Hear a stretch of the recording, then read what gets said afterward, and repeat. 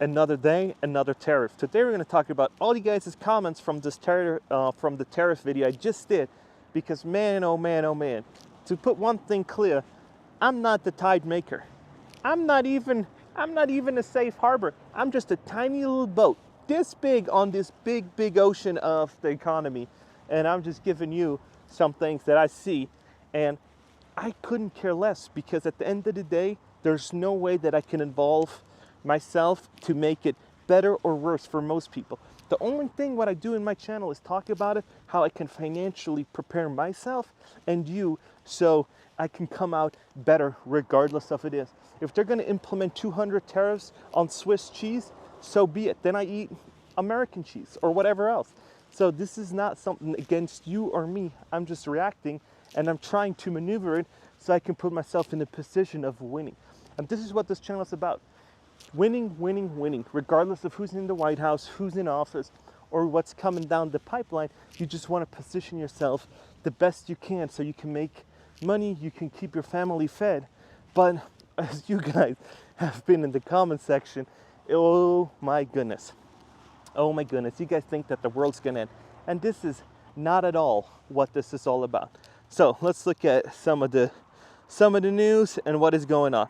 So first of all, a lot more people being let go, and this is absolutely detrimental. So Wisconsin plans to temper Wisconsin Air. Didn't even know that exists. Lays off 500 people. Holy shit. Okay, Thermo Fisher lays off 300 people. And Macy's also 200 people. So that's 1,000 people in the last few hours that made statements that people being let go. And so what helps with that? Well, tariffs, right? So there's one way of looking at it. If you like it or not, that's kind of what they're trying to do, at least to my understanding. If not, so be it.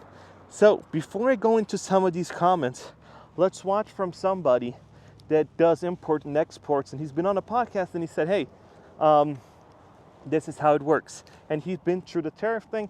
So let's watch this video. How a tariff works is the tariff is applied at the port of entry to the country. So like I've ran Amazon businesses. I've imported products from China to sell on Amazon. So like I've literally done this. Okay. So the way it works is I forget what the fuck I imported. It was like powerlifting knee sleeves, and there was an 11% tariff. Okay. So the way it works is I get a hold of the vendor from China. They create my product. They ship it here.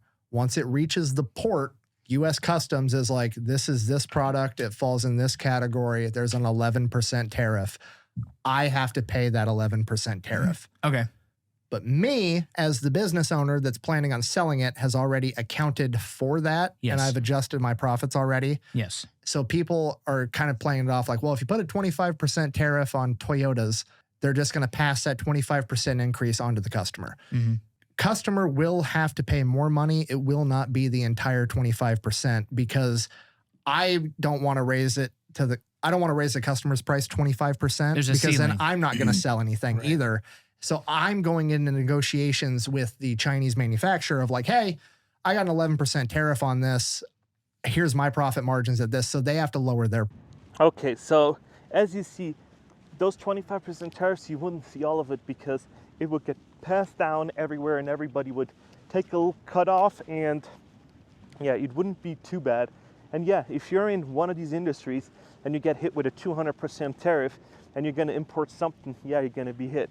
And then it is time to do what all these other companies are going to do. So I showed you in the beginning, like these 1,000 people that got laid off. So we're going to talk about something that they can do. So before we continue, please like and subscribe to this video, and let's go over some of the things that we're going to talk about. So the Taiwanese company, which makes AI assure that it uses NVIDIA chips, has begun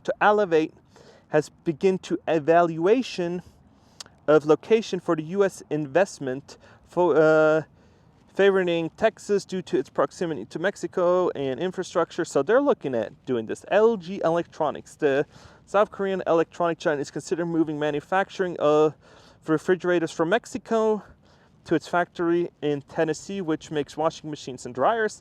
So, okay, so we're starting to see that all these companies are bringing back jobs, right? So let's look at some more.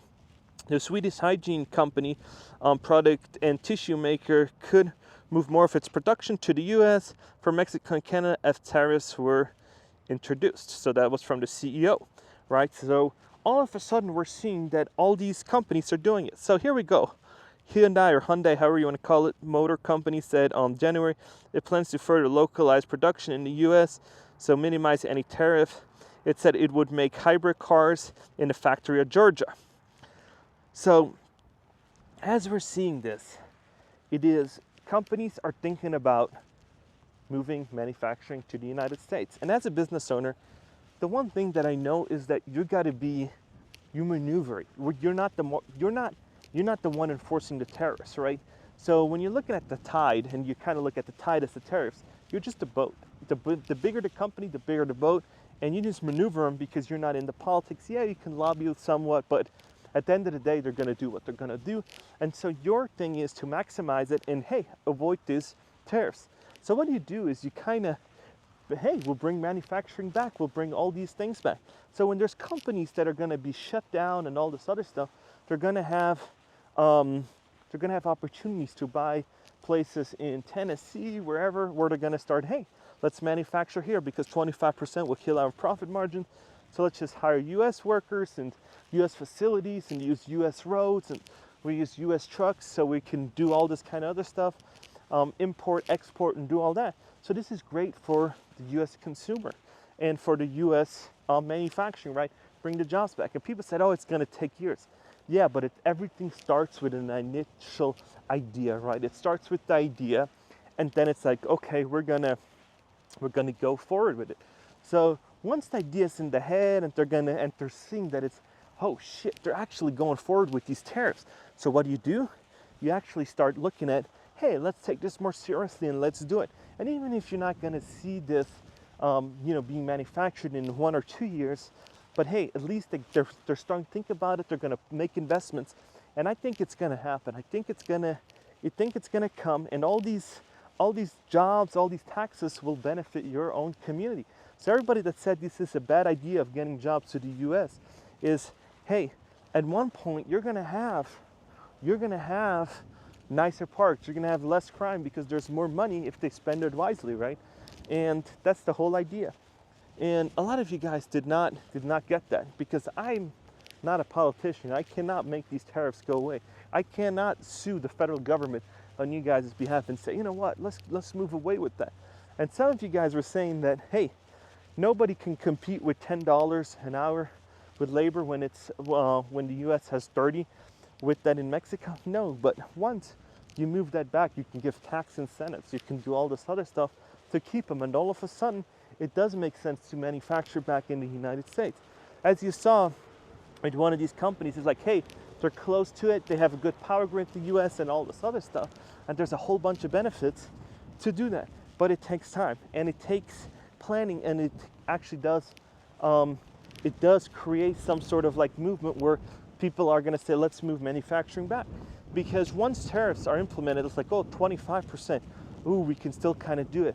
But at one point, it's going to be like, oh, it's too expensive because they're going to raise it somewhere. Oh, then it's 35. And then all of a sudden, it's like it's not feasible because it's just not doable. So then it's like, now we're at a point where we might as well just manufacture in the U.S. and get some government subsidies or whatever else they got going on, or whatever tax credits they got going on, and all these other things. And then it's like, we're back in the U.S.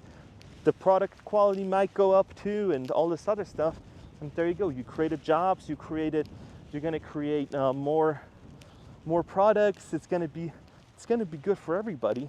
And if not, let me know why not. Because some of you guys said, oh, this is way too far, and a lot of you guys are on minimum wage and paycheck to paycheck and doing all this kind of stuff.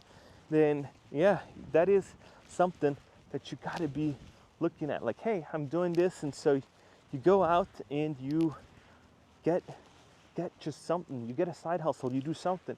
And if you say, oh, you can't do that, I know a guy in what is it? He works at Trader Joe's, and he does early morning to half afternoon, and then he has his own gig in the afternoon, and he does this side gig in the afternoon, and I don't know what he does. I think he does some delivery something, where he's like, I got an own company, I do something delivery, not Uber Eats or anything. He does like more of he's like a prestige business. I think he does like, he delivers stuff to offices and has like something like that. But hey, he's doing it. So I think everybody in the if you're in the United States, you can do this. I don't know other countries, but in the United States, you can 100% say, hey, I gotta change my situation, and I can do it, because I did it. I went from trailer park to Las Vegas to a really nice house. It just requires effort. And people that say, oh, you know, you're privileged. I was like, yeah, you just gotta put out a plan. You gotta dream about it, and then you back engineer where you want to go. And it is tough. I'm telling you, it's not easy. You gotta put in the effort. You gotta put in the work. You're gonna fail, and you get up and you learn from your failures, and you redo it.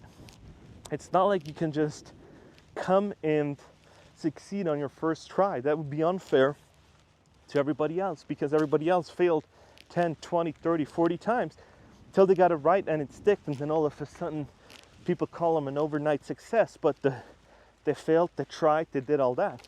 And it's not at the fate of heart. You gotta be committed. You gotta be committed, and you gotta do it. That's why it's so nice to have a normal paycheck come in. You work in the mornings, and then you get your side gigs going home for the weekend and all these other things. But I know a lot of you guys are gonna scream in the comment section, the weekend is for me to relax. Then fine, that's what you wanna do, and that's what you wanna do. But I'm telling you, if you wanna do something, you can start and if you're in the US, you can totally do it. I believe you can, because I did it. And you don't need a bunch of money to start it. You can go out and you can just do it. You can just go out and do it. You can, this is the beauty of living in the United States and buy a move, because you don't need a lot of bureaucracy. You don't even need an LLC. You can just do a sole prop, get out there and start offering your service. And I truly, truly believe that everybody has capabilities of doing that. And if you're a car mechanic, you can offer your services.